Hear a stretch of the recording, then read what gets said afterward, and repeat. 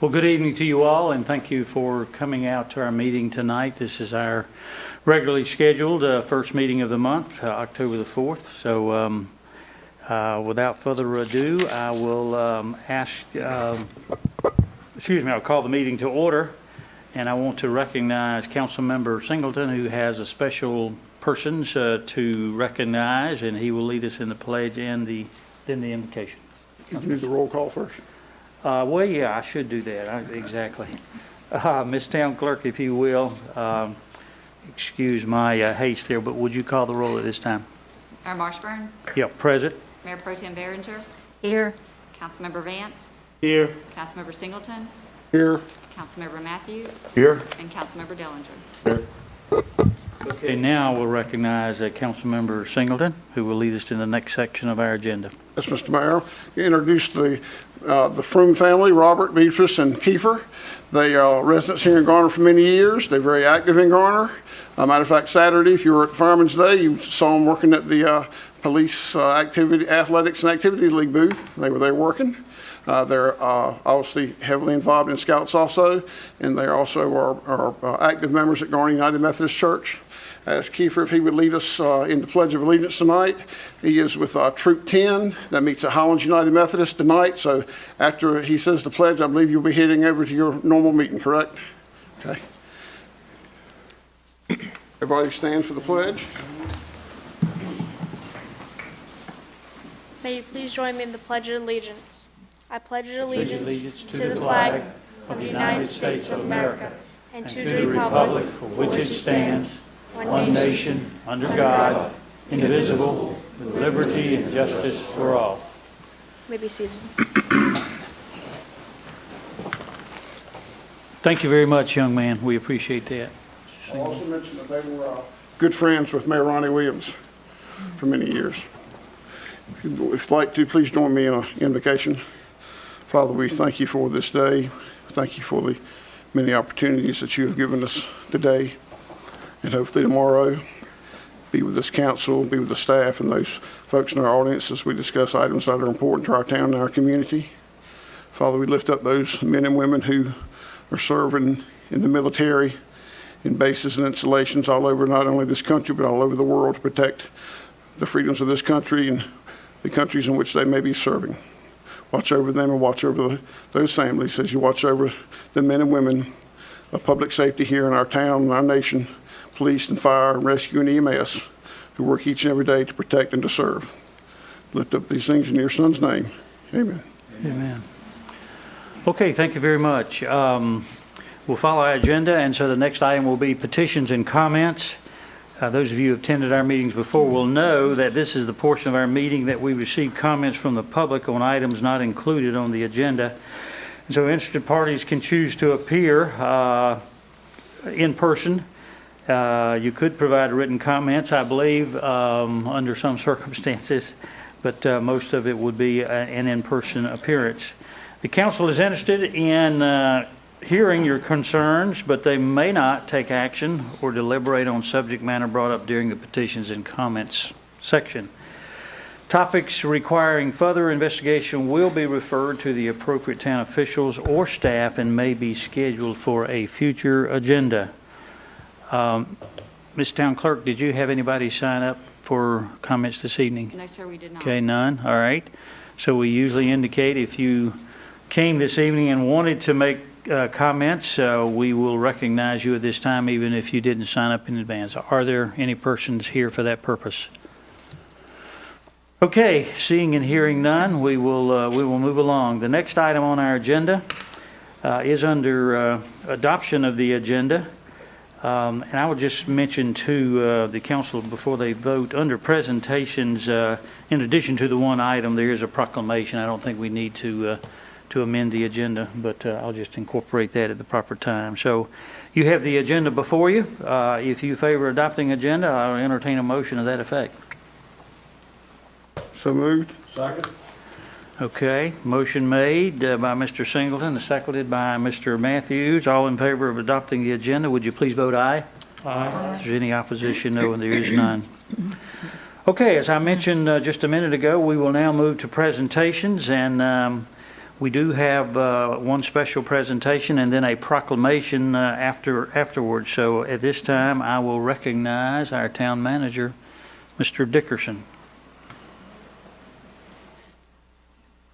Mayor, Town Council, it is my honor to reintroduce you to Captain Lori Smith, but effective October the 1st, she's interim Chief Lori Smith. So we want to bring her up. We talked a little bit about her at the last meeting, but want to do something a little more official. Tell you a little bit more about interim Chief Smith. She's a 1992 graduate of Garner High School. She joined the force in 1997. She was the first sworn female member of the police department to get a command staff position when she was promoted to lieutenant in 2015. She commanded the Criminal Investigations Division, and later she was promoted to the rank of captain in 2017, and and she commanded the Administrative Bureau. So she's been throughout all the different parts of the organization, including support services, criminal investigation. She also served as the department's primary public information officer. She brings a lot of knowledge from her various roles in the department. She's done field training. She's been a general instructor, crisis intervention team officer, negotiator, team leader, team commander for the department's crisis negotiation teams. She's a graduate of NC State in 1996 with the Bachelor of Arts degree in sociology. She also received a master's degree in justice administration from Methodist University in 2015. And she is also a graduate of the 2018 class of the FBI National Academy. She also is very active in the community and has volunteered for many things, including the North Carolina Victims Assistance Network, where I think more recently you were vice president. I don't know if you still hold that position, but No. just recently, okay. Rotated off. All right. And she is a member of the Garner Education Foundation and also participated in SCORE, the reading program at Timber Drive. So please congratulate Interim Chief Lori Smith.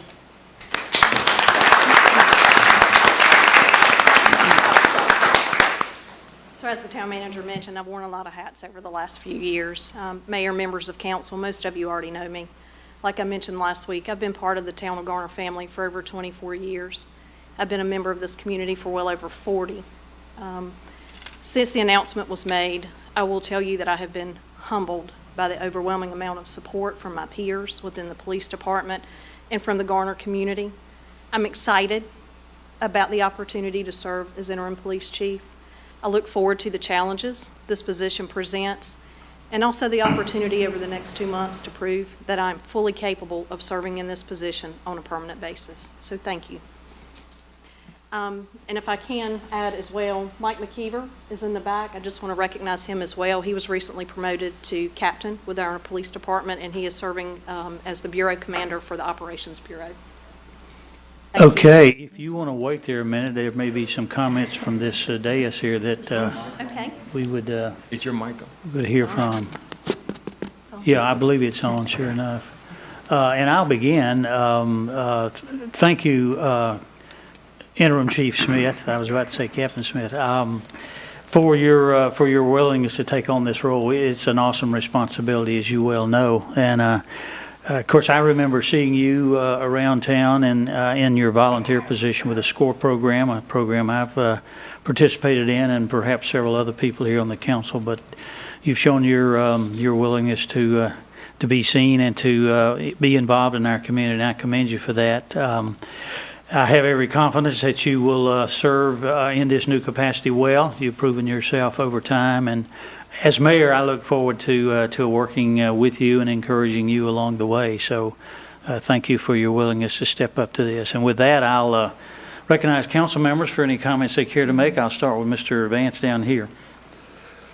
Yes, Interim Chief Smith, congratulations to you for this great achievement, and just want to say that you have a tough job, but we know that you will do your best in it, and if I can be of any assistance in any way, just let me know. Congratulations again. Okay, we'll come right around to Mr. Dellinger. And Yes, this way. congratulations. I just say continue to be yourself, and we'll all be in excellent hands under your leadership. So congratulations. Behringer. I met Interim Chief Smith shortly after I moved to Garner, which happened to be shortly after she became a police officer. Back then, her name wasn't Smith, and she did not have any children, and we won't talk about how tall those children are now or how old they are, but it has been a pleasure to work with Lori, both with Community Watch and with police efforts all over town. And it's also been my pleasure to hear your fellow police officers' comments about you and your professionalism and how well you lead and how well you do the job. So we are excited. We're excited to have you in this position. Thank you. Thank you. And Mr. Singleton? Yes, Mr. Mayor, I know that Interim Chief Smith is doing an outstanding job. We go back a long way because our fathers worked together and we're in a club of employees that worked at Dorothy Dix together for many, many years. I waited on her dad at Hudson's Hardware dozens and dozens of times, waited on her uncle dozens of times too. So we go back a long way. And I learned something tonight as I was coming in. She asked me about a doctor who my mother worked for many years. Pediatrician in Raleigh, Dr. Ann asked you if she was still alive, and she's passed away. But she went to the doctor when my mother was a pediatric nurse for over 35 years. So, small town, that was long years ago. And she's also a proud graduate of Garner Senior High School. So I know you do a good job. You got the training, you got the training, the time, the patience, which it requires that and a whole lot more. So I know you do a good job. Thanks, sir. Mr. Matthews? Yes, sir. I had the chance to know her quite a few years back whenever I was a volunteer fireman. And her future husband taught me how to be a first responder. He was certifying us. And then those two met, then the rest was sort of history. And so I've had a chance to, like Gray, watch her progress through the police department through the years. And having known her in that capacity, it gave me great pleasure to see you advance up like you were doing. And this is a great opportunity. I think the town manager did a great job picking you out for this position. It's a chance to excel and show the talents that you've got. You've certainly got all the credentials, and we wish you well. And also, used to be Lieutenant McIver behind you there. Congratulations there. I won't put that up there. But I think speaking for the board, the Garner Police Department knows we've got you back. Congratulations. Okay, anything else you want to say? Or okay, That's it. thank you. And we don't want to necessarily leave out Mr. McKeever, I call him, but we congratulate you too as well, sir. And we'll skip comments from you at this time. We'll give you a chance in the future, perhaps. Okay. Thank you very much. Thank you. Thank you. Congratulations. Yeah.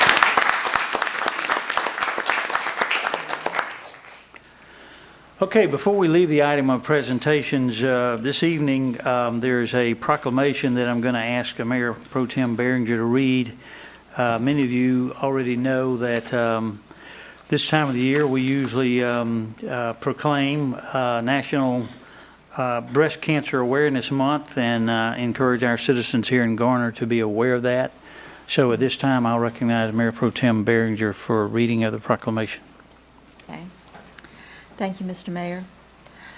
Whereas breast cancer touches the lives of Americans from every background and in every community across our nation, though great strides have been made in combating this devastating illness, thousands of women and men will be diagnosed with breast cancer this year, and tens of thousands of women are expected to lose their lives to this disease.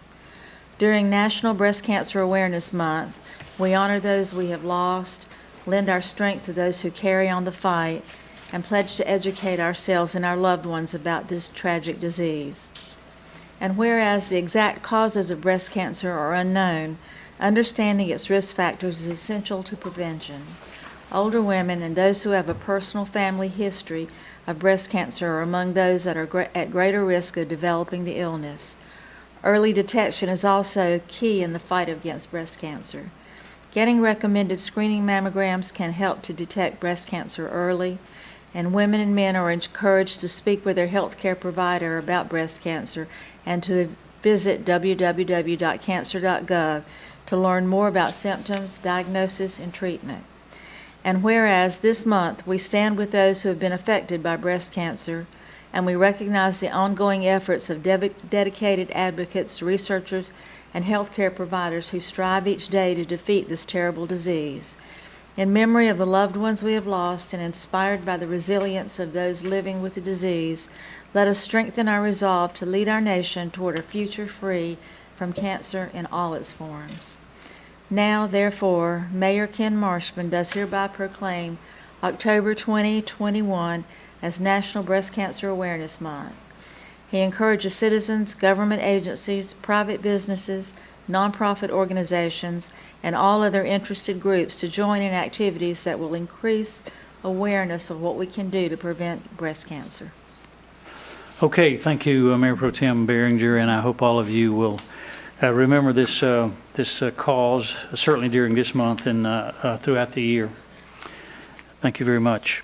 Okay, the next item, Council, is the consent agenda. I believe there are 7 items listed on our consent agenda.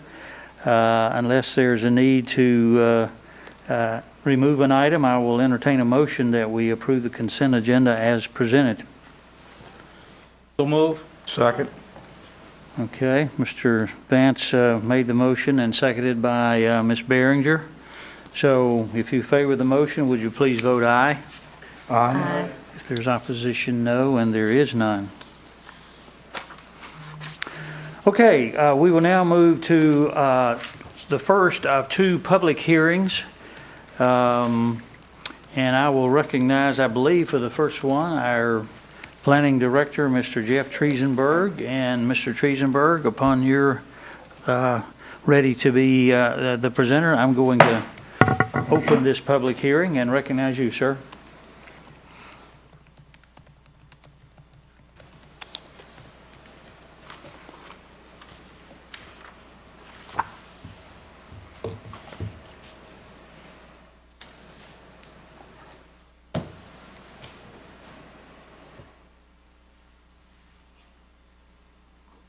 Alrighty. Good evening, Mr. Mayor, members of the council. Good to see you tonight.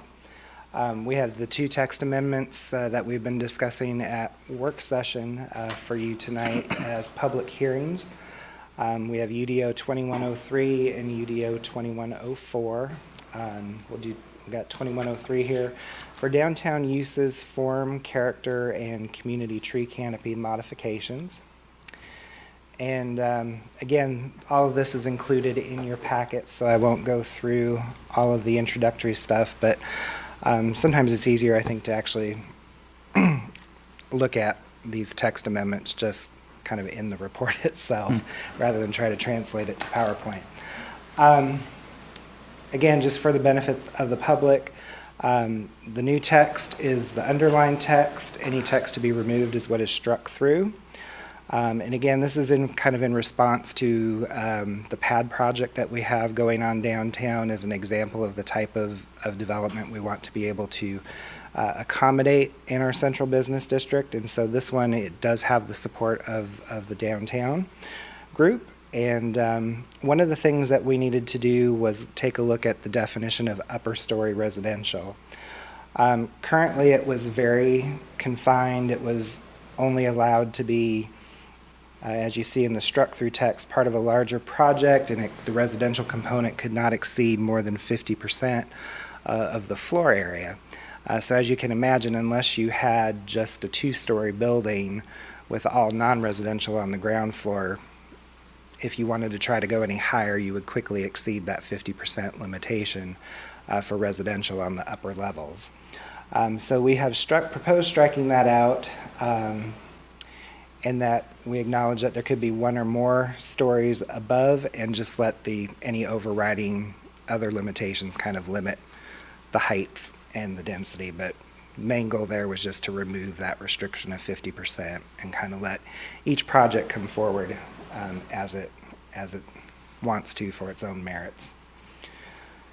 Then within our non-residential development standards, and I think I mentioned this at the work session, it was a little bit unusual that the corner lot side yard for the central business district was actually larger than the front yard. And in every other district, the corner lot side pretty well matches the same as the front yard because you're trying to give it the same look and feel, whether it's the primary street it's facing or the one that intersects on the side. And in some cases, the corner side, when you get up to the industrial districts, is actually less than the front yard. So again, here we're proposing that since the front yard minimum setback is 0, that also then in the corner side yard, it should also be 0. Again, here in terms of maximum height and density, no changes on the height part, although there is a clarification to correct the table. Somehow this got, the maximum height got eliminated at some point in translation, so we'll go ahead and make that clarification that this row, first row under that is for maximum height. Then in terms of the maximum net dwelling units per acre, currently there was a cap again at, there needed to be 3,000 square feet of actual land area for every residential dwelling unit. So again, if you don't have a very big lot, which you usually don't downtown, the emphasis there is being able to go vertical. Having 3,000 square feet for every individual residential unit was going to hold you down, just like the first part, the 50% cap. So again, here we just propose that we not have one, and again, just review each individual project on its own merits. Then we get to landscaping and tree protection. We've long known that the way the landscaping section in our ordinance was written works well in a general suburban type setting, but where you do want to try to get more density and have a more urban feel, it's really not set up to work that way. So the way we chose to attack this was to go ahead and create a new level of canopy requirements for the downtown area. So currently we do have 2 existing levels, and we did propose some changes there as well, which I'll come back to. But we did go ahead and set a standard for the CBD district, and that ranges anywhere from 5.5% to 7.5%. We did run this through with the pad site developers and think that this is achievable. It's a little tight, but it is doable. So the fact that we did have a good discussion about it and see, where we could get a little innovative with some of things, I was encouraged that it wasn't a proposal that was clearly out in left field and wasn't something that we could achieve. So that has not changed since you saw it presented to you in the work session. Now here in the residential and non-residential districts, the non-residential has not changed since you saw it at work session, but the residential Part D we did discuss at the last UDO rewrite steering committee meeting. And the big revelation here is that we've always had minimums that had to be met. And so when we've been doing our technical review, we were always just checking that the minimum has been met. But we really didn't have any good idea of just how much tree canopy we were getting. And what we found with some of the projects that we've been working on lately, we've been asking the landscape architect to go ahead and do that calculation for us. And we've been finding anywhere usually from 18 to 22% is ultimately what we get. Again, keeping in mind, canopy is not just preservation. It is a combination of both preservation and new canopy trees that you plant. But there is that sliding scale, which does try to help encourage some of that preservation. So since we were going ahead and modifying the approach to this with the CBD district, and this was a current discussion already in the UDO steering committee, and this is something that we would keep in the UDO going forward. It is something that we can go ahead and implement now if we would like to. So those 2 proposals are there for you as well. Mr. Mayor, I got a question. Is this a good time to ask on the street cover when we had it? Yeah, go ahead. We'll. You back up, back down. Bring it back down just a little bit. Okay. If we're talking about the lots down in the historic Garner area, some of these new developments, with the lot sizes being so small, if we're when we were preserved tree cover was 12%, now we're bumping it up to 18%. What's that going to do to the building area on those small lots? If you're saying it's got to be at least 18% preserved trees, knowing that area down there, how are you going to be able to achieve what we want to do? So most of that, I think we envision is actually going to slide into our new central business district. So those areas that are near downtown, in the new rewrite, currently we're either having things rezoned from residential to CBD to allow for those higher densities. And then the new district is written in a way that it's much more flexible. Sorry. It's not just a business-only type district, but it's an actual business residential mixed district.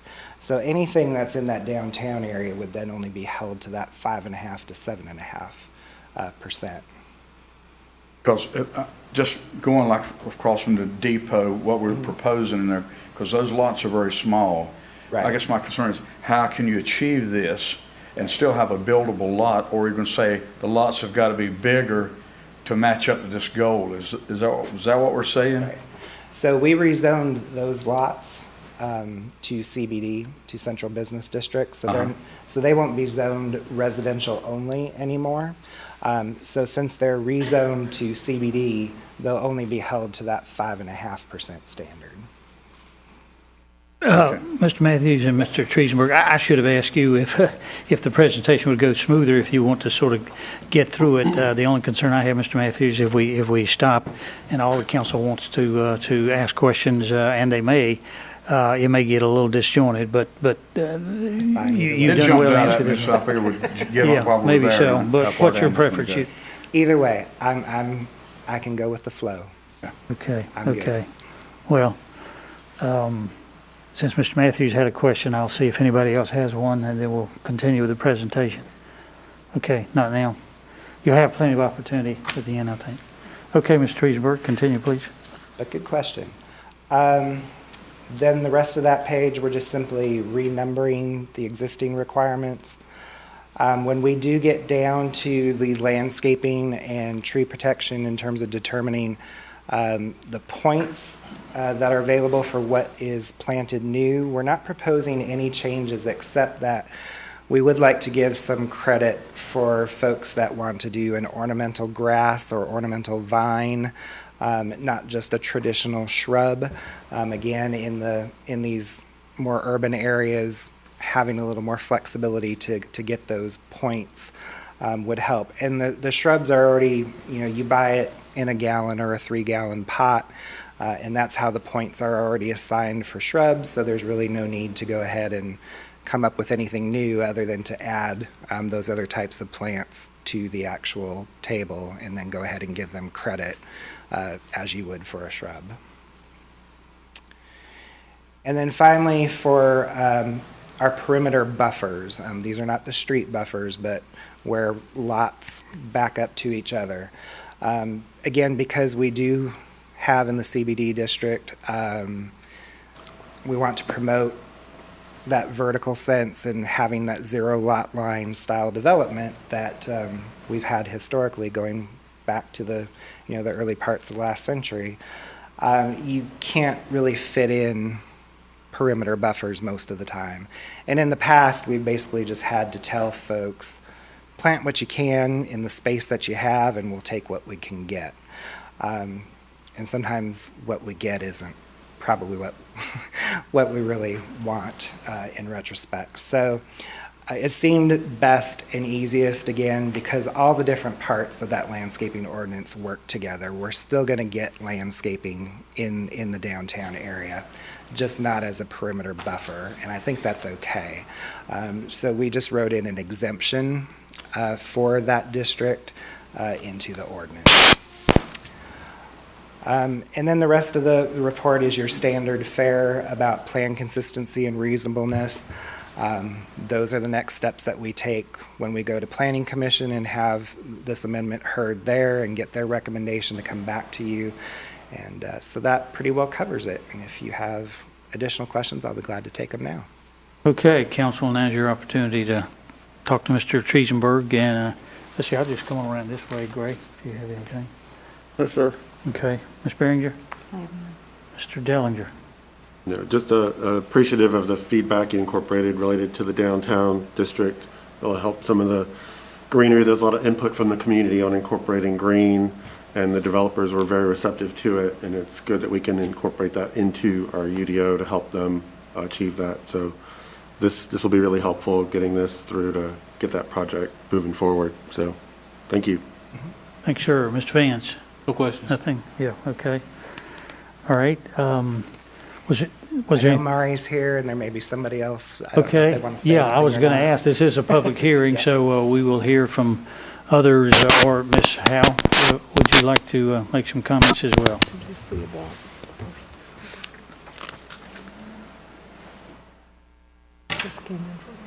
Good evening, Council. I'm just here to voice support for the changes on behalf of the Downtown Garner Association. As Mr. Dellinger said, we've, had a lot of conversations with the developers that sort of prompted some of these changes, and they've definitely listened to the community and taken that feedback into account when they're, attempting to balance, a dense urban development with, something that will provide adequate, tree cover and greenery.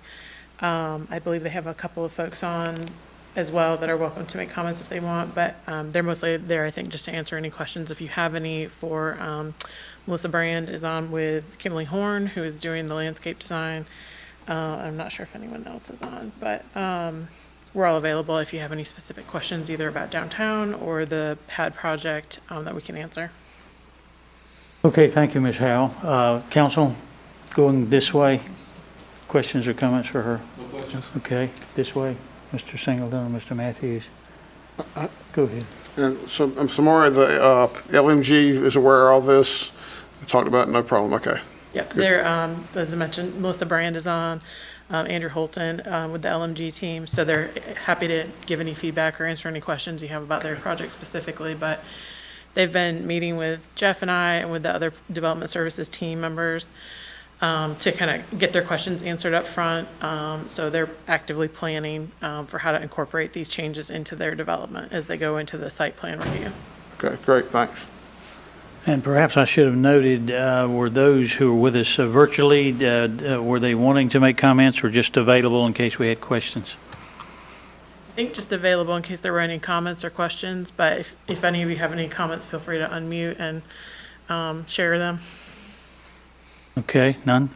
Go ahead. Okay. Thank you very much. So are there persons here in the general public who desire to be heard during this hearing to make comments, observations?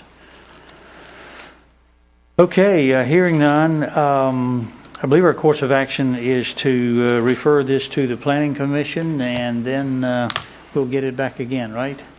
Okay, so I'm going to close the public hearing unless I see or hear any others, okay?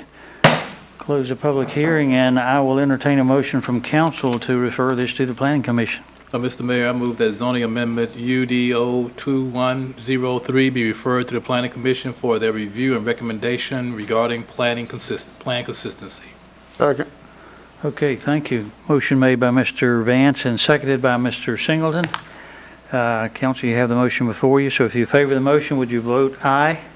Aye. If there's any opposition, no. And it's so ordered. Thank you, Mr. Triesenberg and Ms. Howe, for your comments and leading us through that. And we'll look forward to hearing back from you after it's gone to the Planning Commission. Okay, Mr. Triesenberg, I believe you're leading us also in item number 2, which is a public hearing. I'm going to open that public hearing now and recognize you again, sir. This has to do with text amendments relating to community gardens. Yes, so the second case we have for you tonight is UDO 2104, Community Gardens. Again, I won't go through the background, but we'll go ahead and just quickly highlight for folks where community gardens have fallen currently and historically in our ordinance. Our ordinance did not differentiate between what might be a community garden and what might be a full-blown agricultural establishment. So agriculture was the only thing we had. You can see here it was only allowed in R40 and R20 districts, and that was pretty much it. So another thing is that we had, again, given the scale of most agricultural operations, when they did the buffer requirements here in Article 7.1, agriculture was listed as a Category 3. So wherever, for example, agriculture was adjacent to single-family residential, that required a 35-foot perimeter buffer. And for a smaller community garden, shade trees and a 35-foot buffer, probably not always the best thing for some things that you want to grow, depending on the orientation of the lot. So again, we've been working with a couple of representatives from the local community garden organization, and we have come up with some things to try to address some of the obstacles that they've had. It doesn't address everything, unfortunately, but it does get at some of the more difficult items to meet. So the first thing is just to add it in as a separate use under the agriculture general use category. So again, we would add community garden in both the R40 and R20 districts, and then we would have some very specific standards that are a little more in harmony with what a community garden needs to do. So there still were a few concerns that we wanted to make sure were addressed. Materials that are being used when not actively in operation, we want to make sure that those are in a screened area. Any outdoor storage area, of course, this is very typical for most uses that we permit in Garner. Just keeping the outdoor storage not visible from public rights-of-way. So again, a lot of that is just copied over from other uses that we have in town. And then again, just that all storage buildings and those storage areas do then meet setback requirements for the district. We wanted to have something in there so that those storage areas weren't necessarily all the way up against a property line. Try to encourage things to be a little more towards the center of the property in terms of storage, but still give the folks a little bit of flexibility to either scatter it throughout the site. And so it seemed prudent just to go ahead and refer to the primary setbacks. So that way, if the front setback is 25 feet, well, then at least it's not going to be any closer than that to the street. And then the side and the rear setbacks as well, which are a little less restrictive. So it gives you flexibility, but at least keeps it away from the neighboring property lines.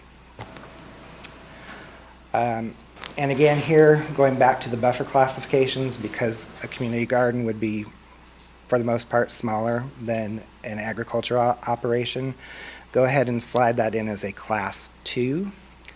And then that takes down the amount of stuff that you have to put into the buffer, and then with some of the reductions, depending on what it's adjacent to, we can work with that to try to get them to something that's not quite so dense and casting so much shade like a 35-foot buffer would.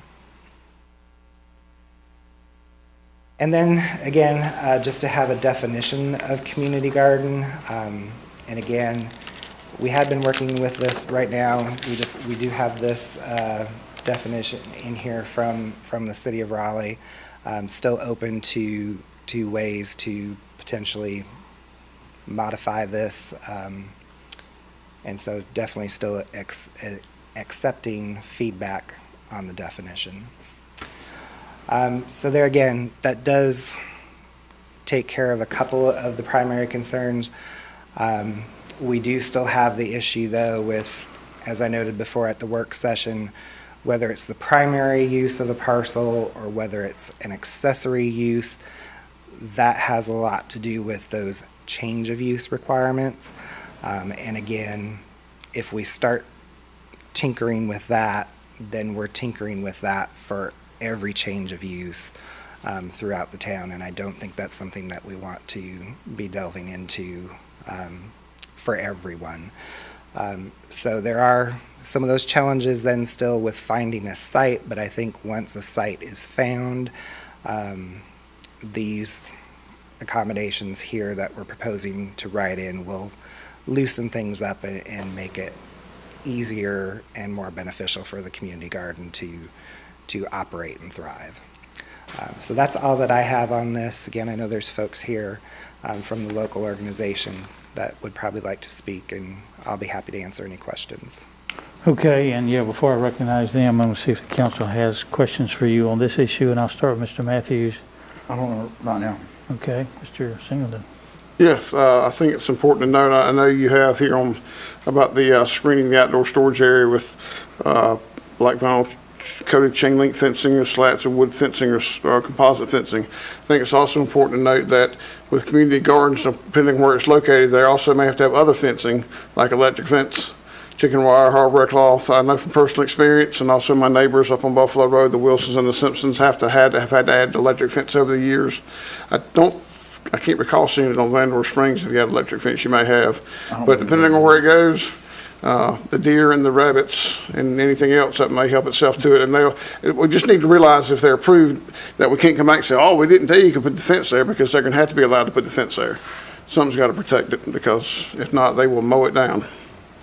So just, I don't know, I know that needs to be stated, but that's an assumption. You know what happens when you assume sometimes. Somebody said, well, it doesn't say that in there, that they're allowed to do that. So we need to make sure they're allowed to do that. Okay, thanks.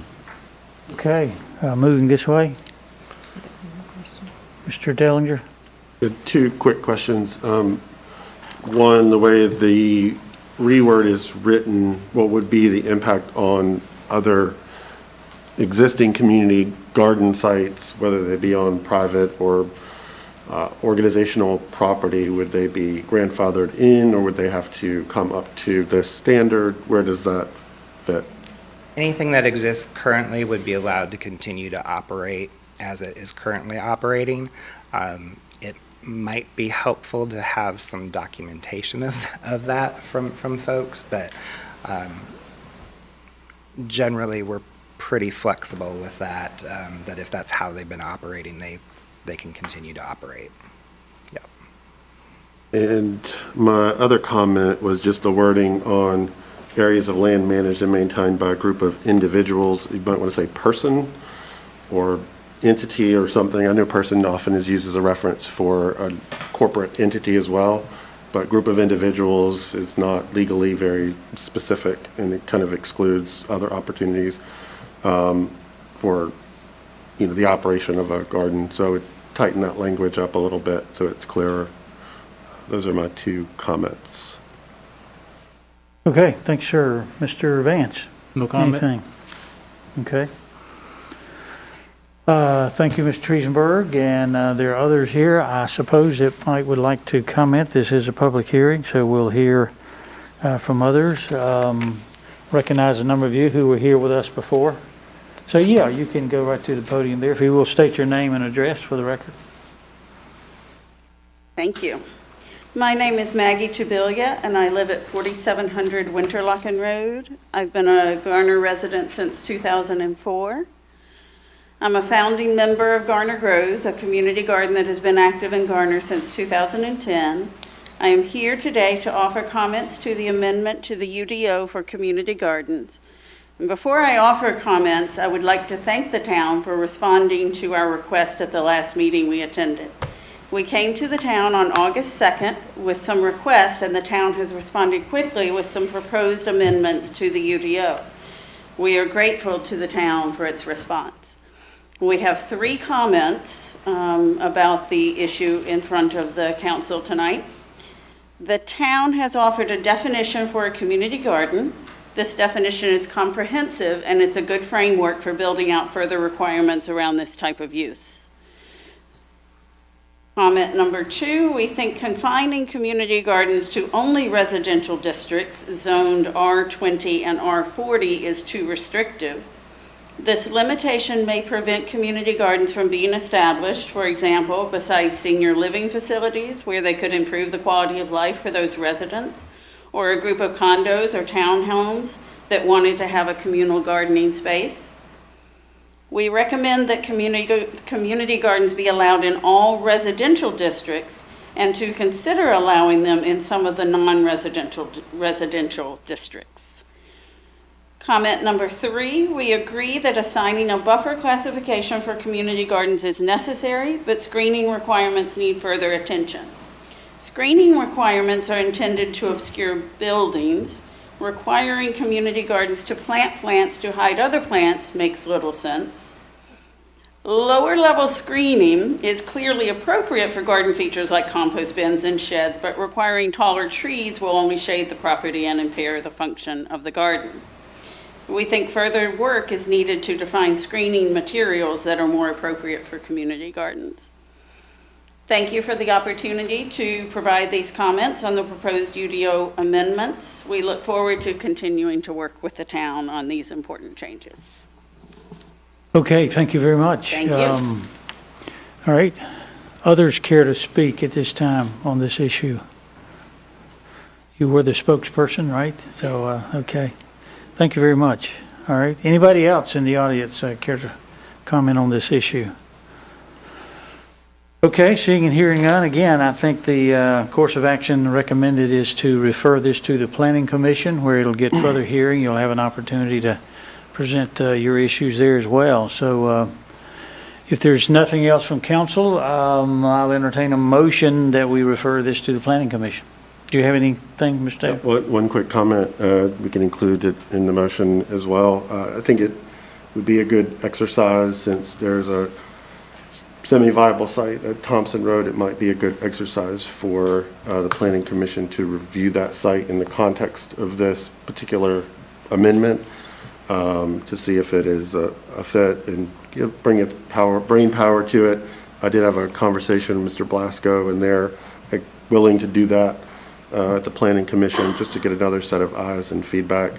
I think it'd also be helpful for us to start identifying sort of these other agricultural sites with some other projects we're working on, to have this as sort of something we're working on potentially. So Okay. I'd like to. So I think your comments could carry over to the Planning Commission. Is that correct? Yes. Yeah. And we'll have further discussion there. All right. Thanks, sir. Anything else from council?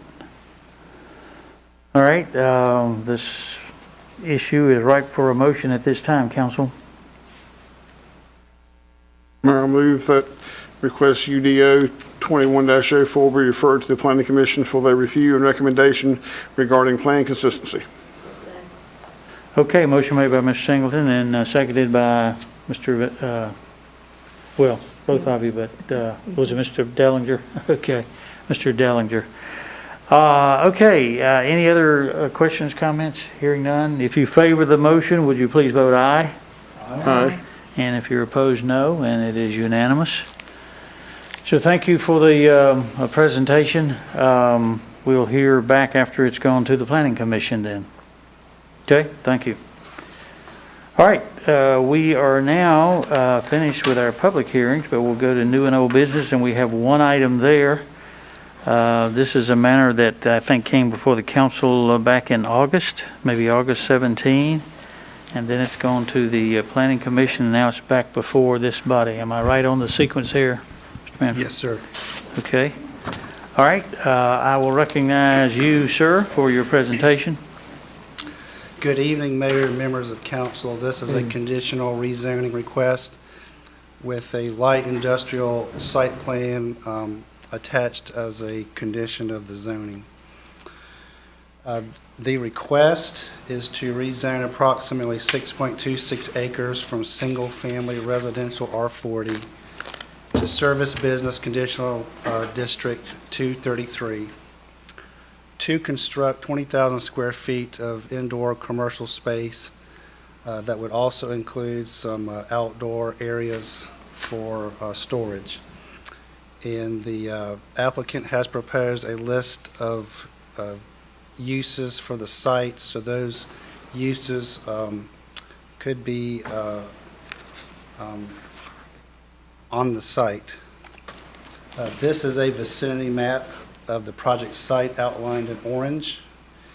And the vicinity is near the intersection of Highway 70 East and Guy Road. So this is at the southeast corner or quadrant of that intersection.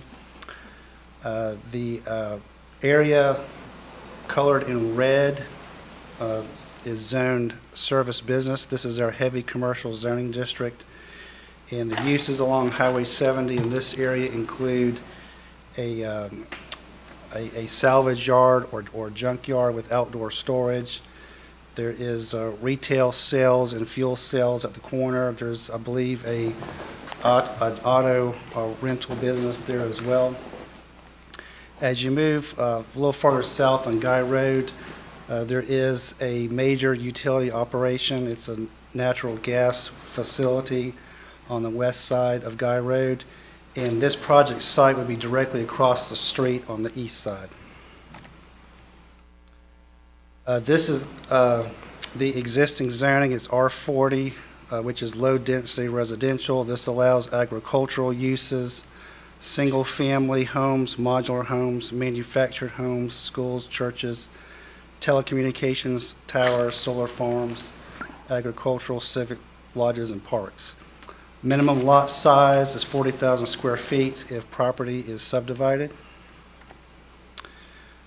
This is a conditional zoning request, so the applicant has proposed to restrict the list of uses. So 17 uses are proposed out of a possible list of 70. So the proposed zoning is service business, conditional district 233. So proposed for the site would be uses under government facilities, uses under utilities, office uses, uses under retail sales and service, self-service storage, vehicle sales and service, light industrial service, manufacturing and production, warehouse and freight movement, waste-related services, and wholesale sales.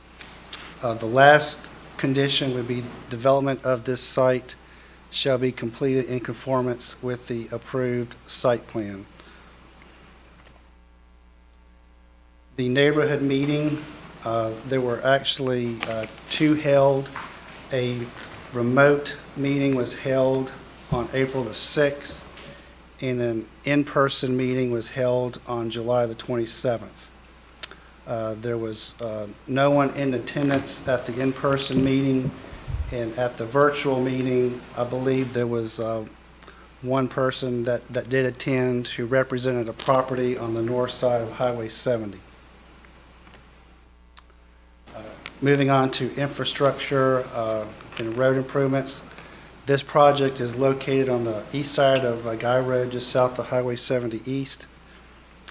And Guy Road will be improved to half of a Town of Garner major collector, which is a 49-foot back-to-back section within a 74-foot right-of-way that would include curb, gutter, sidewalks.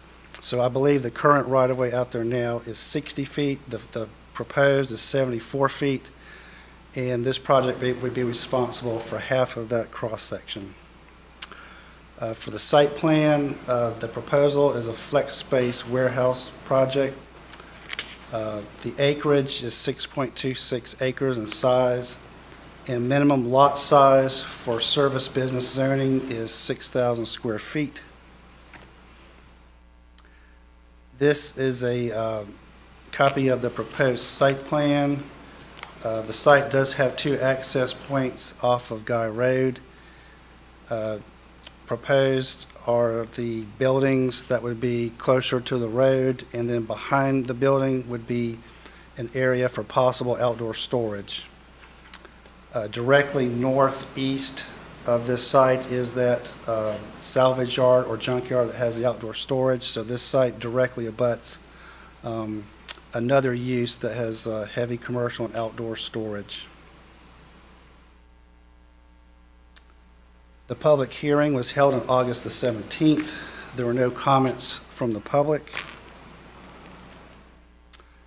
This was heard at the September 13th Planning Commission, and there were several questions. It was asked if staff was comfortable with the proposed list of conditional uses. Again, the applicant is proposing 17 uses on the site out of a larger list for service business. It was asked if, in consideration of the relatively short portion of Guy Road fronting the site, a fee in lieu for road improvements might be preferable to the town. The applicant did speak in favor of the project.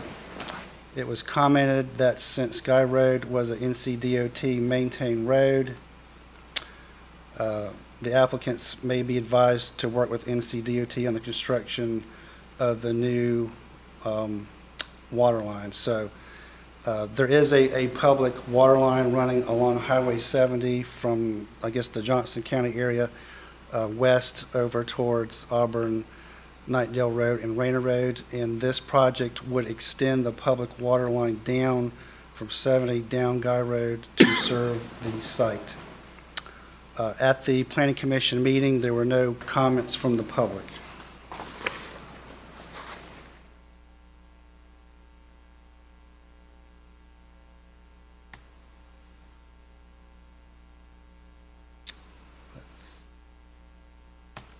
There we go.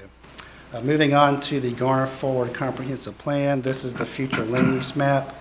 The areas that are shaded in purple or lavender are designated as light industrial center on the future land use map. And within a designated light industrial center, the Garner Forward Plan recommends warehousing, light manufacturing, distribution,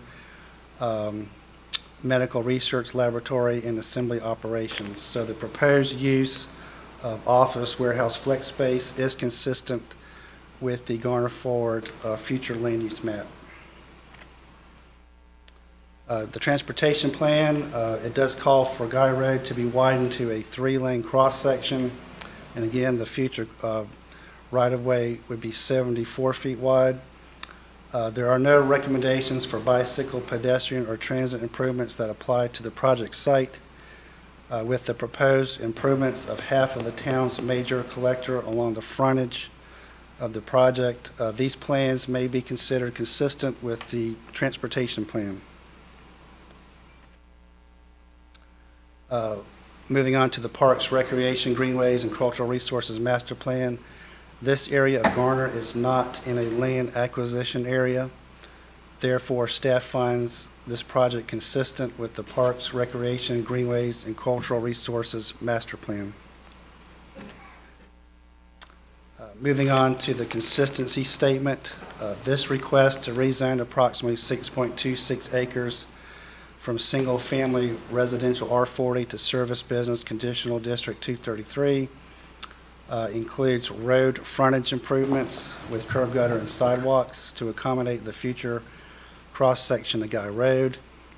The proposed site plan and list of uses are the typical mix of uses customary to meeting the objectives of the light industrial center of the future land use map. Therefore, this request may be found consistent with adopted land use plans. Reasonableness.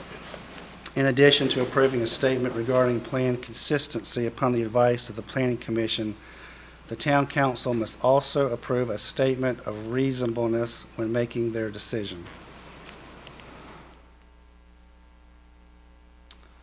Staff recommendation. Staff supports CZSP 20-04 as presented and reflected in Section 3 of this report. Recommends Town Council approval of the Planning Commission's statement of consistency outlined in Section 6 of this report, and further recommends approval of the zoning amendment request as a reasonable one. And in your staff report, there is a worksheet. And I have concluded the presentation. I'll be happy to answer any questions. Okay, very good. Thank you, sir. Thank you for your presentation. I'll start with Ms. Behringer this time. No questions. Okay, go to Mr. Singleton. No, sir. Okay. Mr. Dellinger. A question on what staff's feedback was to Mr. Blasco's comment about the sidewalk improvements on that section of the road and do the fee in lieu. Was that the fee in lieu question? Yes. I'll see if Jeff knows the answer to that.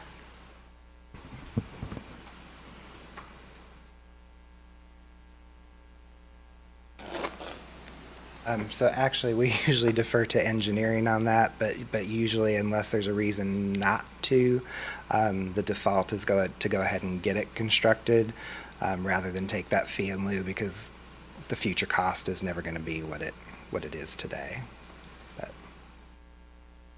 Are there already potential other development plans for the parcel to the south? Because the Johnston County line is half a mile down the road, and I would imagine Johnston County wouldn't be continuing any improvements we did on Guy Road. We have not had anything as of yet, to my knowledge. I know there's some residential not too far down once you cross into Johnston County, although it is pretty rural density. I would say, if anything, there's probably more stuff that's going to be happening around the intersection. Just a weird place to put sidewalks. There's no density there. It's right off the highway, but okay, thank you. Okay, coming back this way, did I recognize you, Mr. Singleton? Yes, sir. Okay, Mr. Matthews. About sidewalk again, since it's out there, we said we're not going to require the sidewalk since it's out in the middle of nowhere. Be a sidewalk in nowhere. So, I mean, yeah. We try to stay away from those judgment calls, just because we never know what ultimately is coming down the road, and try to stick to the standard.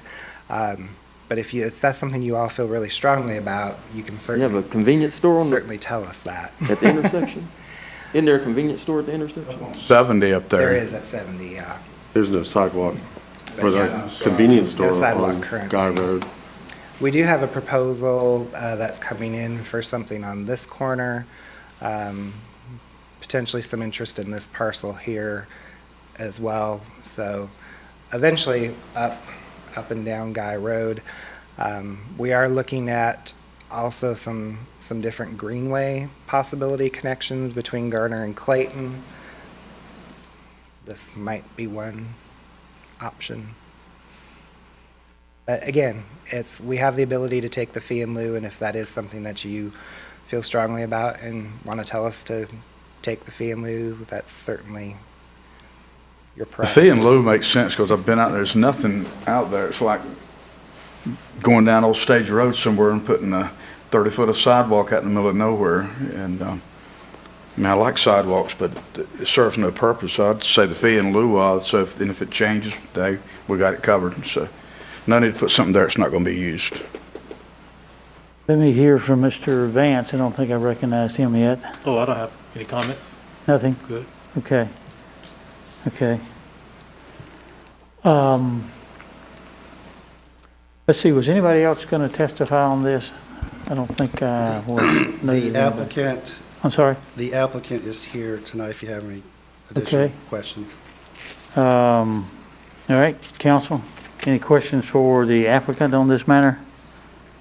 I'd just like to know if they have a preference of doing the sidewalks or fee in lieu. Good evening, Mr. Mayor, members of the council. Pam Porter with TMTLA Associates, 5011 South Park Drive in Durham. Yeah, the fee in lieu versus constructing question came up at the Planning Commission meeting, and I got with Gabby after the meeting, and she indicated that the town would prefer that things are constructed rather than fee in lieu, but I don't think the developer really cares either way. Is that correct? Yeah, it doesn't matter whether it's a fee in lieu or it's constructed, so Okay, it's good to have that option, I guess. okay, thank you.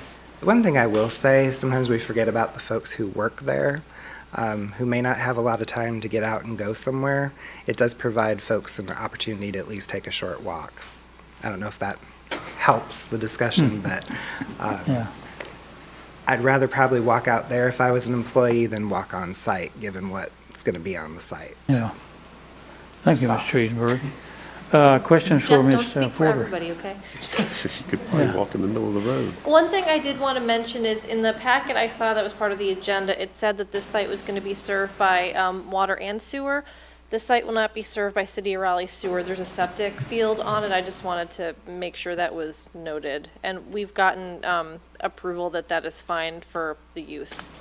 Okay, I just wanted to note that. All right. But yeah, we're fine with fee in lieu or constructing. Whatever you all prefer is fine.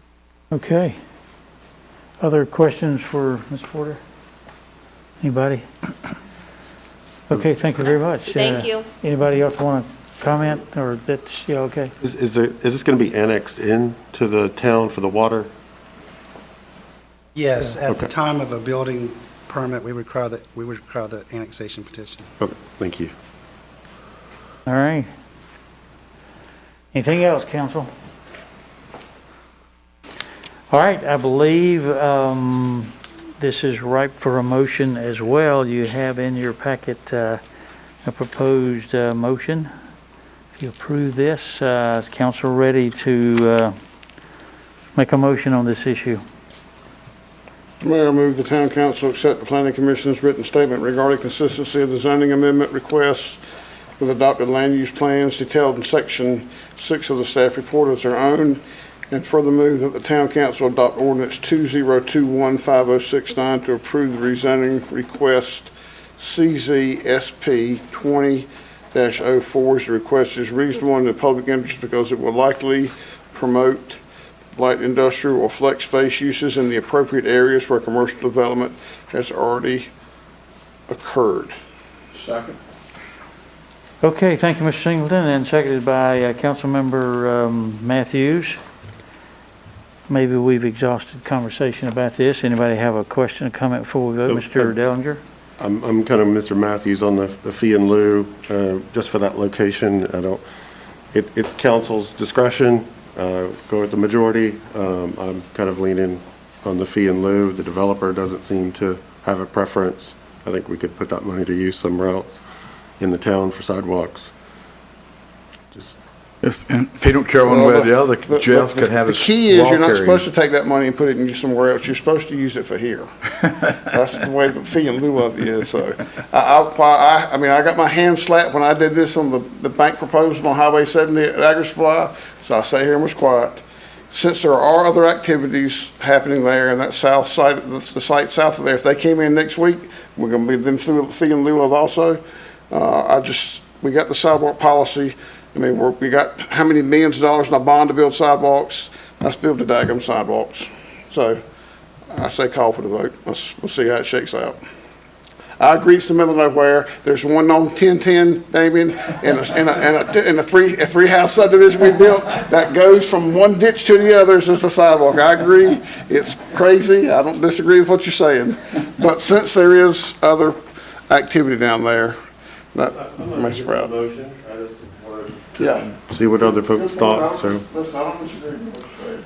But let's go ahead and try to Okay. get it now. Okay. All right, had a chance to raise the issue. Anybody else on that? All right, we have a motion properly before us. Council, if you favor the motion, would you please vote aye? Aye. If there's opposition, no. Okay, thank you for the conversation, and thank you for the good presentation. Thank you, Ms. Porter, as well. All right. Okay, that covers the bulk of our agenda. I believe we are now down to item J, which is committee reports. And so I will call on council to determine if there are any committee reports to be made at this time. Yes, Mr. Mayor, Yes. Human Resources, I would just like to make a report. To Parks and Rec, Mr. Matt Davis has accepted the position on the Parks and Rec Advisory Committee. We received confirmation of that, and Matt has been in Garner for a while now. He is with Davis Insurance and Financial Services. He's currently been active in the town of Garner, well, in other areas in town of Garner. More specifically, I know him personally from YMCA Advisory Board. He's been very active there, and believe that he will be a great asset, addition to the Parks and Rec Committee. And I don't know if he gets credit for it. I think he's involved with like a running club. Maybe he started it. I don't know. That's maybe neither here nor And there. he's coached soccer at different levels. He coached Yeah. my son at North Garner, and he's coached soccer at different levels also. Okay, yeah, he's been pretty active. All So right, your recommendation, yeah, is that to he be approve. added, and that's for a motion. I believe you make the motion to the council. Council. Yes, is voting on that, okay. so I move that we accept Mr. Matt Davis as to fill the open position on the Parks and Rec Advisory Committee. Okay. Second. Okay, and seconded by Mr. Dellinger. So, council, you have the motion before you. If you favor the motion, please vote aye.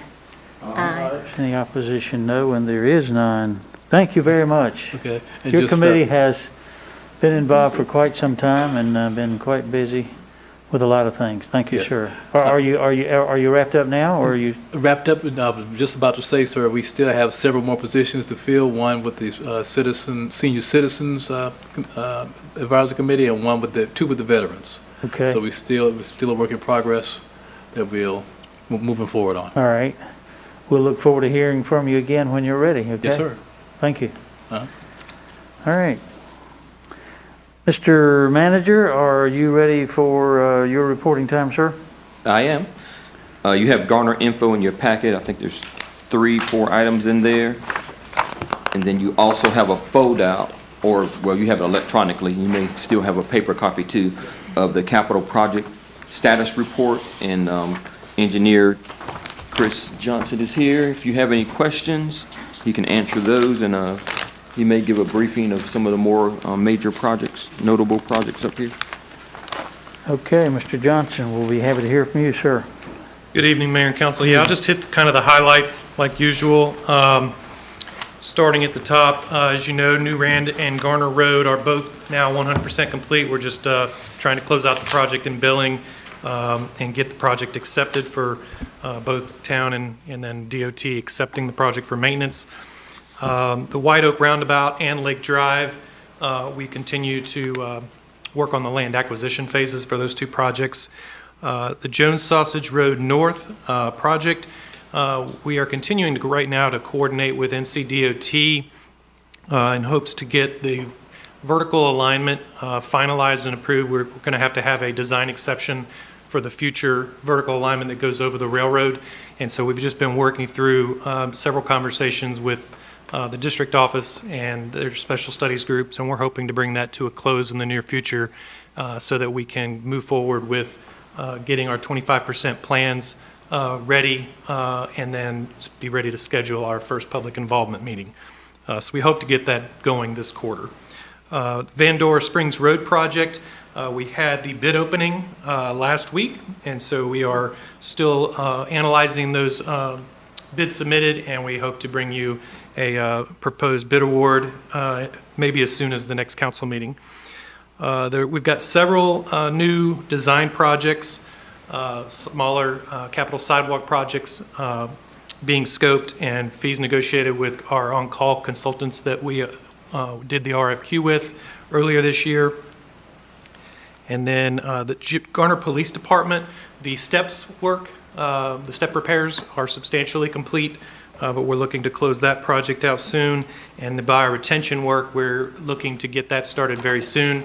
We have done a camera through the underdrain system, which didn't find anything crazy. So we're hoping that we can work to resolve that situation. Most of those repairs are probably going to be inside the bioretention basin itself. But we are looking to get that started and hope to complete that this fall. Parkwood, our stormwater repair project, that construction is underway. Contractor's making very good progress already. They've done a lot of demo work and clearing and doing a stream bypass with the pumping, and so they're getting ready. They've already had stormwater pipe delivered to the site, so that's moving fast.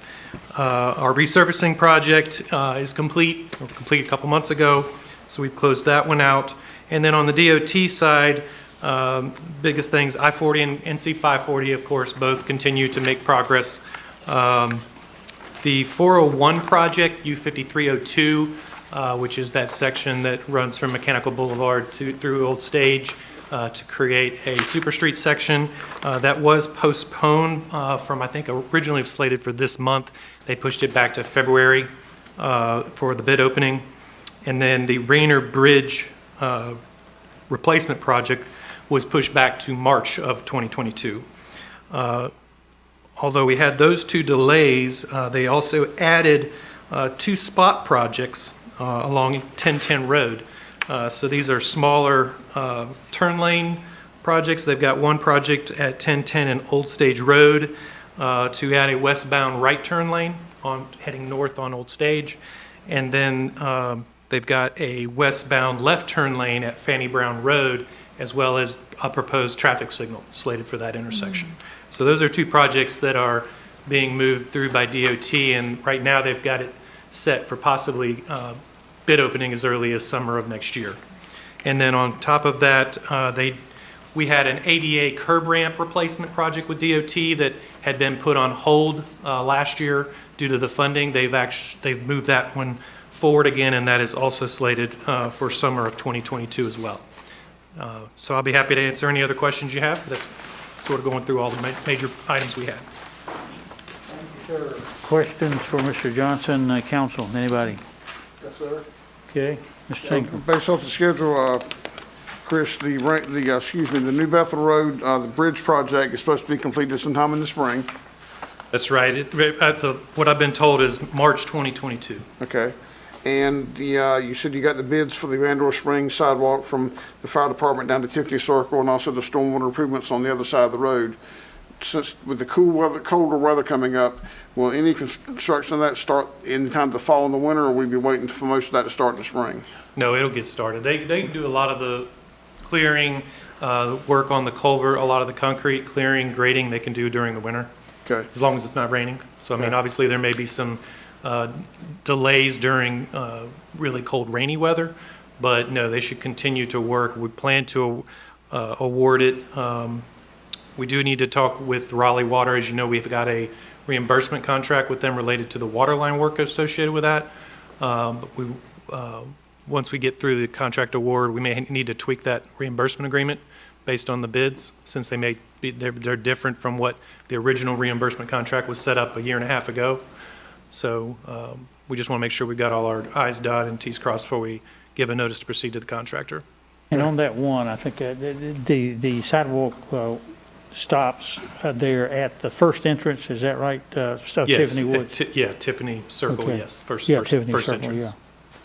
yeah. And then there'll be stormwater improvements, of course, on that side, and then on the other side, where a lot of the ditch is washed out. Yeah, I knew there was a Matter of problem. fact, there's a couple of places where the road, spot between the ditch and the road is about like this, and we've always talked about if a school bus ran off the road and hit that ditch, and had kids on it. It's heavy water flows through that. Yes. And there'll also be an additional storm drainage crossing installed there to provide some capacity relief during the larger events for Buck Branch.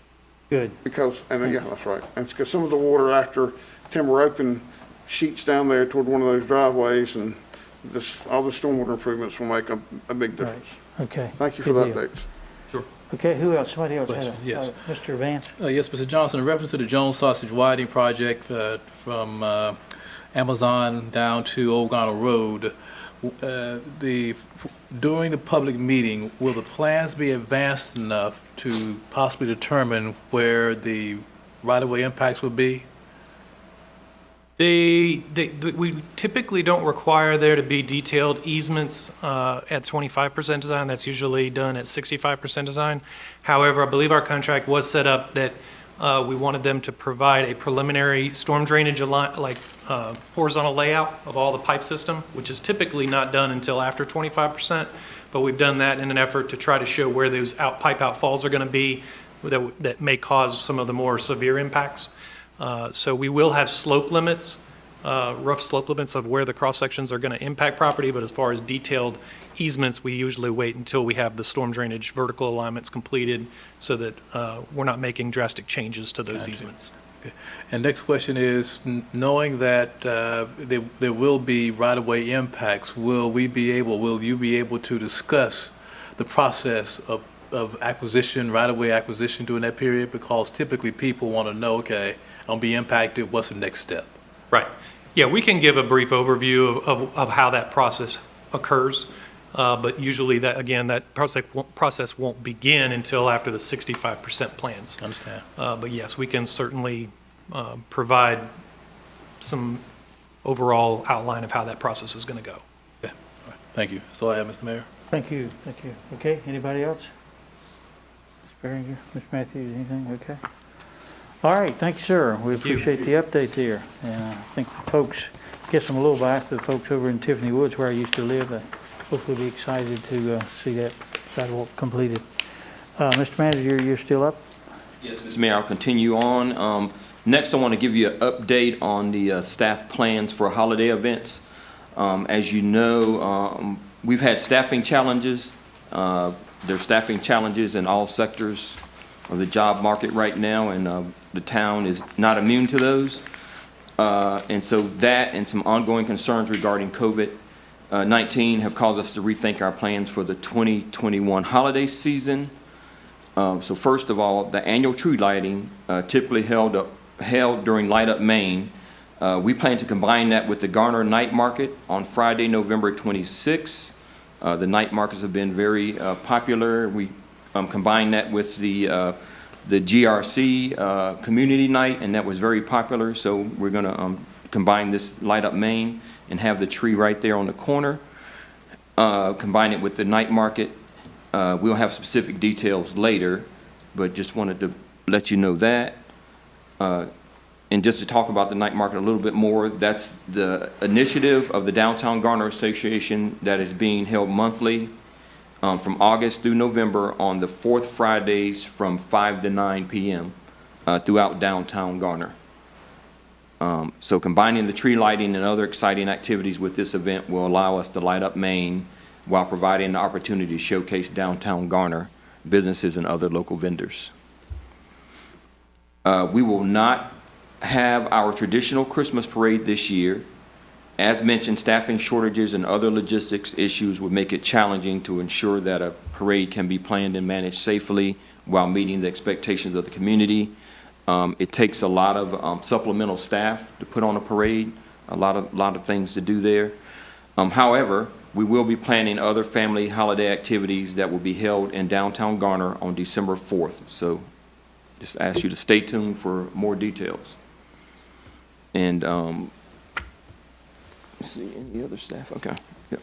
So if you have any questions, I'll be Okay, Council. happy to answer those. Yes, thank you, Mr. Manager. Any questions, comments?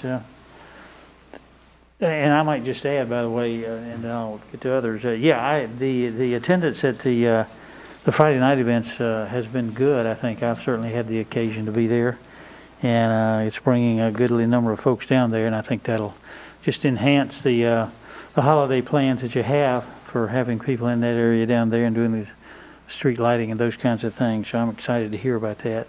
Okay, other questions, comments? Just a comment. I think it is very important we get the word out as early as possible on this, and I think it's a good move.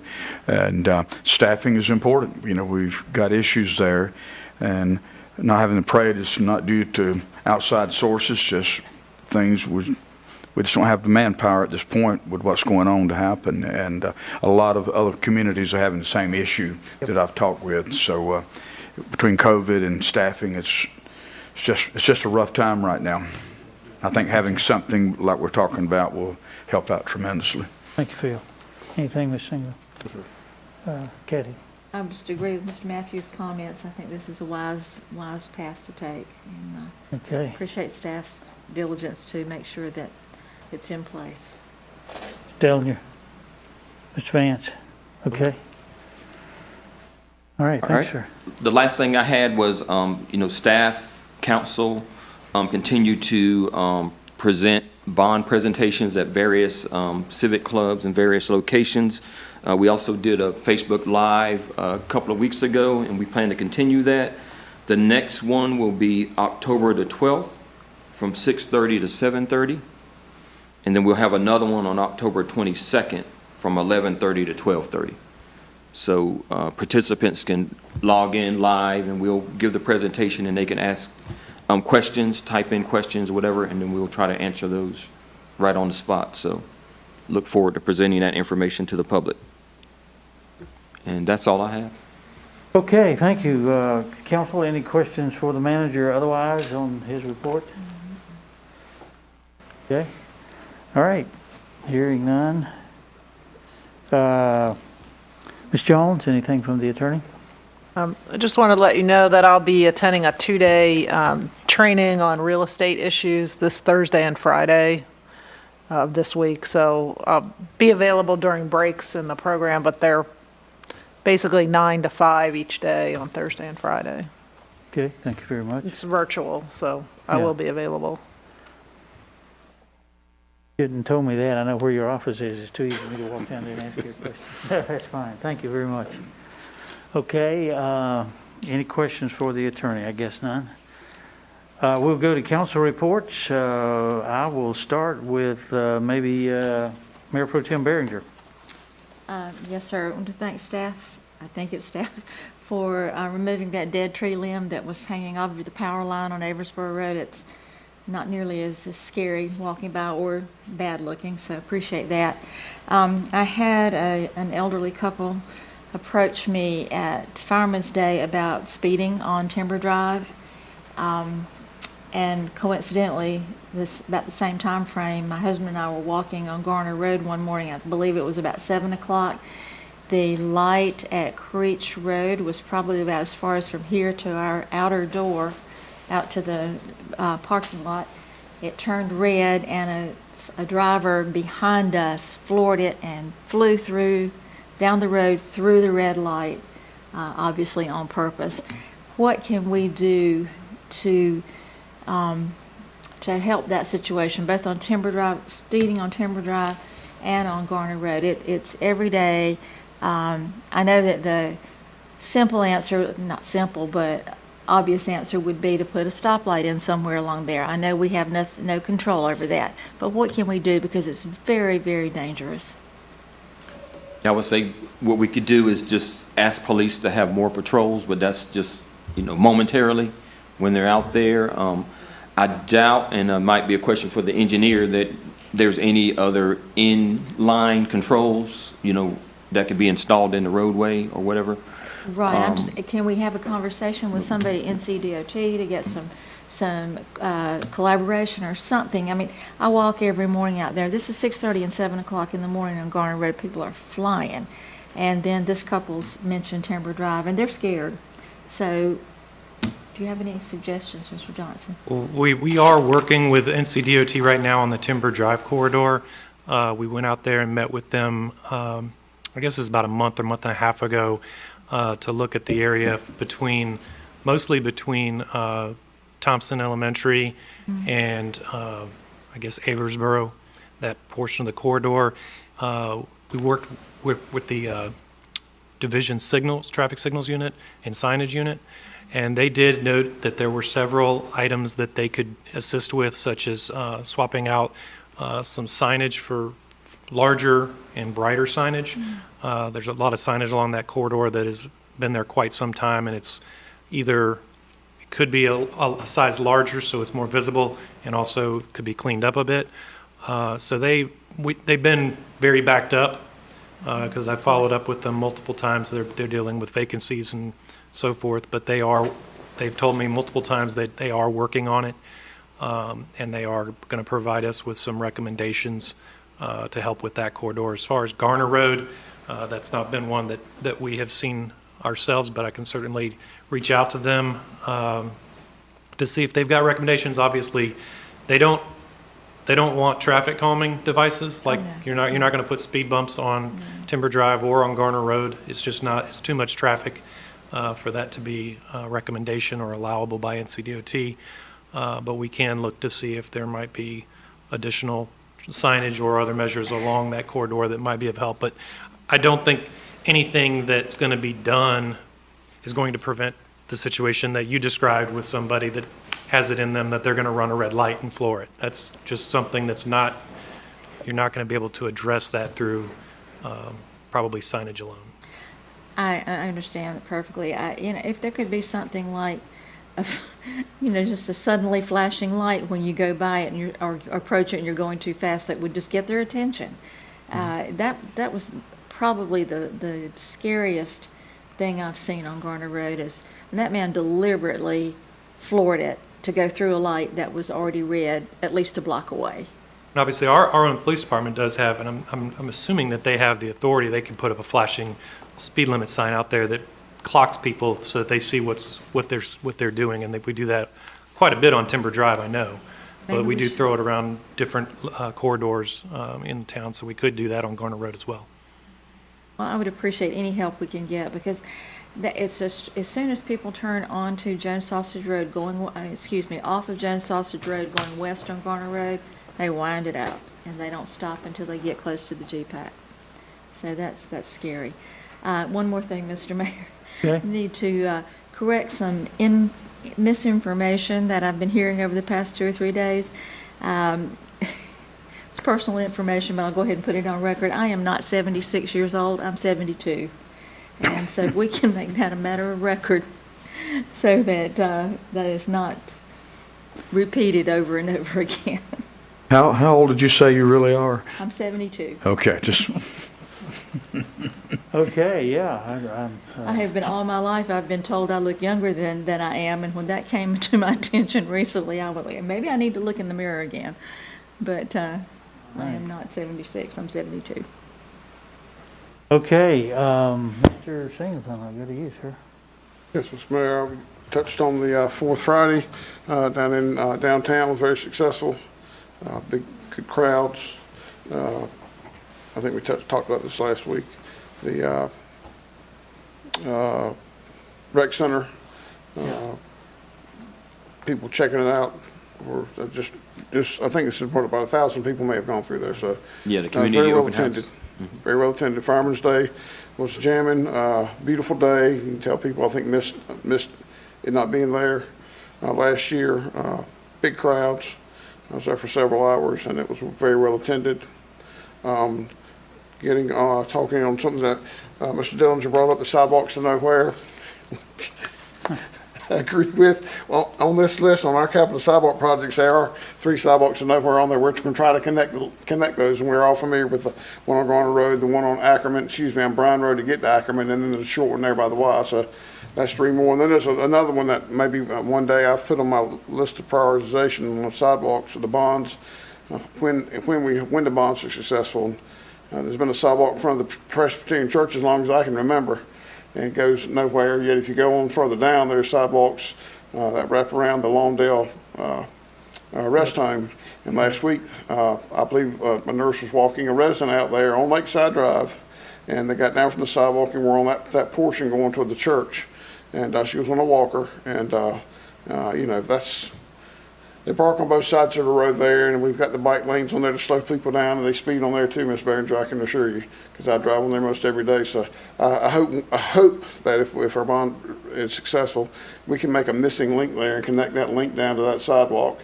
So if people from in the neighborhood or from Lawndale need to get out and walk, they can, and carry it on down to Avisper and turn and head south and connect to the next loop. There's 2 big missing links right there for sidewalks that have been, Lawndale was built in the 80s, and so those sidewalks have been there a lot long. So that's more missing links that I hope we will connect. We'll consider connecting, but I don't disagree with the sidewalks to nowhere statement.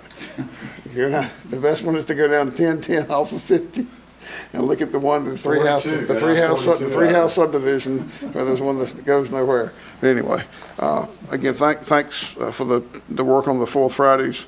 And again, Farmers Day was a big success. A lot of town staff was out there helping and assisting, and very well attended. That's all. Okay, thank you. But someday we'll go somewhere, I think. May take a while. Yeah. Yes, we just need Mr. some missing Vance, links. calling you next, sir. Yes, I just have two things here. On last week, on September 30th, I believe we had a good teams meeting with reference to the bond referendum. Conversations afterwards were very good. One individual said that they went down Caddy Road to see the location for the future possible fire station, and went down and looked at the Middlebrook location and also for the Jurgen Park, and just captured the vision, and now is an advocate for the bonds, and was asking for more information to provide to members of his congregation. So that was a good, I think, good event. Thank you to the staff for setting it up. And I just want to let everyone know on October 19th, for our next council meeting, I will be unfortunately absent because of a conflict. Okay, the 19th, you said? 19th, yes, sir. Okay. Thank you, sir. Okay, and as I call on Mr. Dellinger, I think it'll be okay for me to note that I believe he has some pretty close family members here with him tonight. Is that right?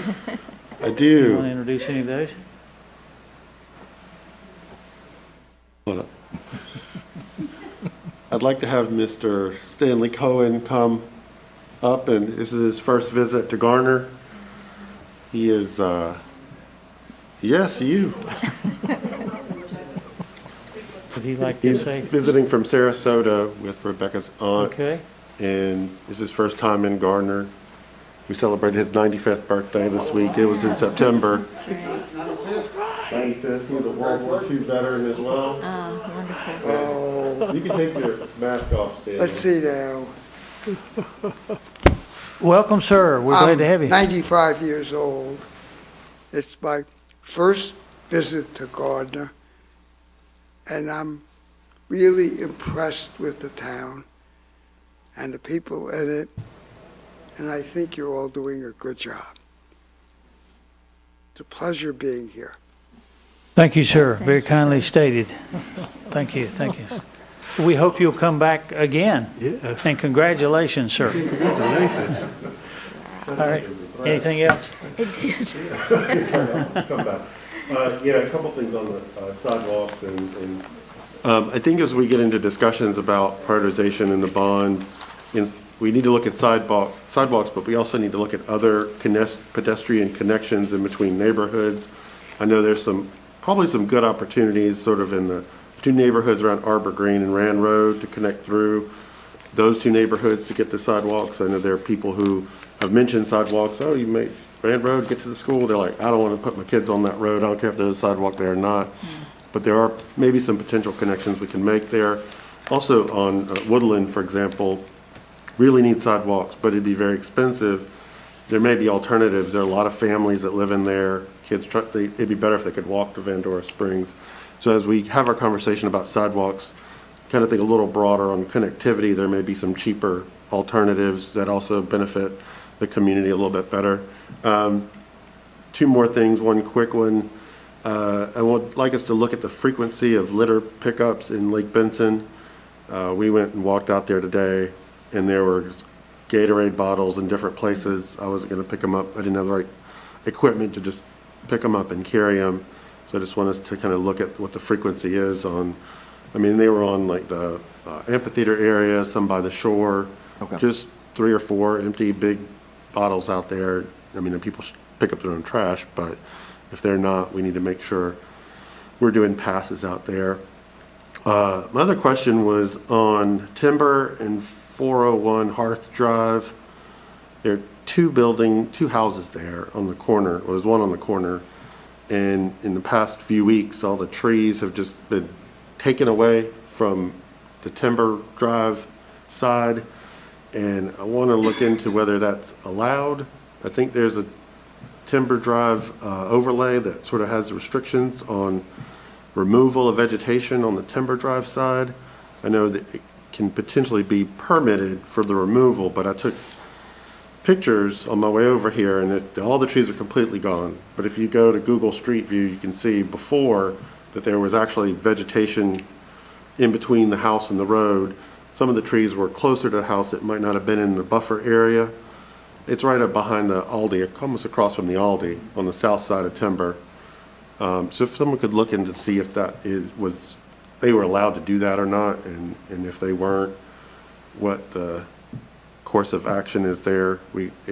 It's in the UDO that it's protected to some level, but at the same time, like I said, it could be permitted to be cleared, but I just want to see what that situation was. Okay, we'll look at that. I don't know if anybody here knows anything about what's going on there, but we'll look into it. Okay, yeah, I think they're rentals maybe now. They may have always been rentals. I think they're duplexes. But if someone could look into that. That's all I've got. Okay, thank you very much, sir. And Mr. Matthews? Just a little transportation update. I was going down Old Stage Road over the weekend, and much like Highway 50 where they did the side turnout to allow to dig under, they are preparing now to pave that side turnout on Old Stage Road now. So they've already cut it, and it might even have been paved today. I don't know. So they're obviously moving quite quickly on that southern loop. Not fast enough, but that was a good sign. So I just happened to see it over the weekend. That's all I got, Mr. Mayor. Okay, well, thank you, sir. And the only thing I will mention, I guess, in the light of our time, is I hope all of our citizens are aware of the new, I call it the new season. It's showtime. It's I'm excited about the fact that we're sort of reopening the GPAC. There was an event down there Friday night with some young people and some poetry reading that was well done. And so tickets are available. If you're a child of the 60s, sort of as I am, there's a show there. Is it this coming weekend? I believe it is. Shadows of the 60s, is that the name of it? Yes, that's correct. So last time it was here, there were people dancing in the aisles. I wasn't one of them, but anyway, at any rate, I hope our citizens will be aware of that. And Are you going to dance for us this time, Mr. Mayor? well, we'll see. Okay.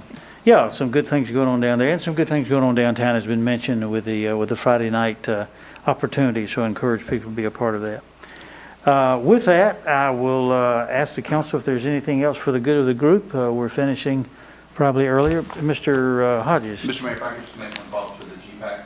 Yeah. Just so the citizens know, we do have a mask requirement policy for attending shows, and we are going to limit ticket sales so that we can hopefully socially distance within the facility. Right. But we are requiring masks and encouraging distancing.